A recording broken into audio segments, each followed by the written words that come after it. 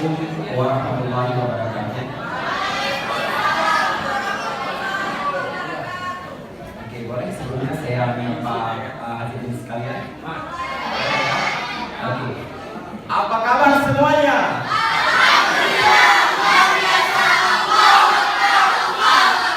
Oke, yang di sebelah sini apa kabar semuanya?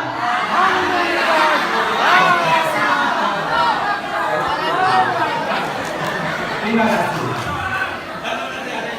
Baik, hadirin yang berbahagia, selaku perwakilan dari rekan-rekan kami dari PT Alira City yang seperti Abang Fahmi bilang tadi, itu kami diminta untuk juga mencari permasalahan dan apa solusinya ya.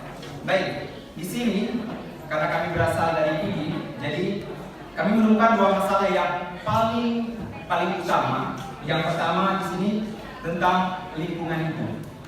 Seperti kita tahu, di PD saya tidak malu mengatakannya, di PD tentang tata laksana tentang penjagaan lingkungan hidup itu sangat rusak.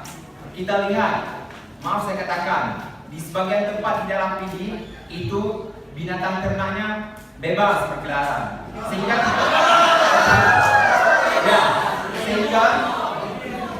kita lihat di jalan banyak cake birthday-nya. Tahu kan?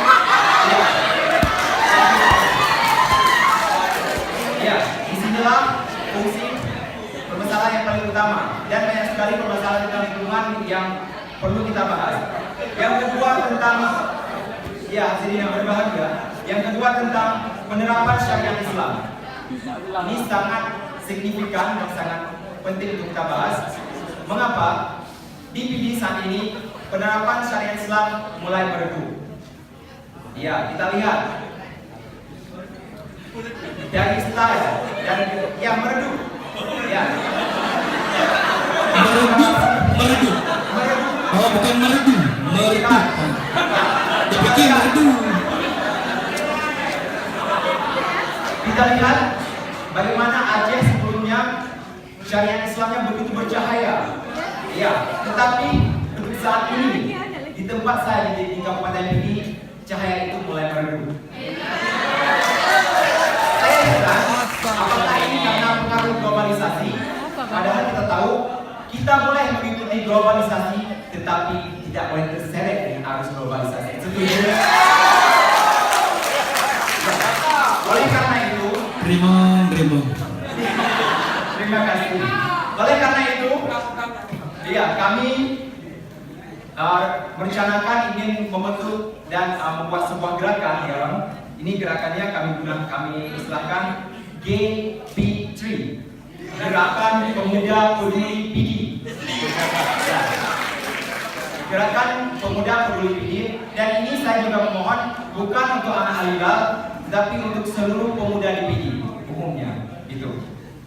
Dan seperti kita tahu, tujuan dari gerakan ini yaitu pertama untuk mensosialisasikan tentang lingkungan hidup dan tentang syariat Islam yang seperti kita bicarakan tadi.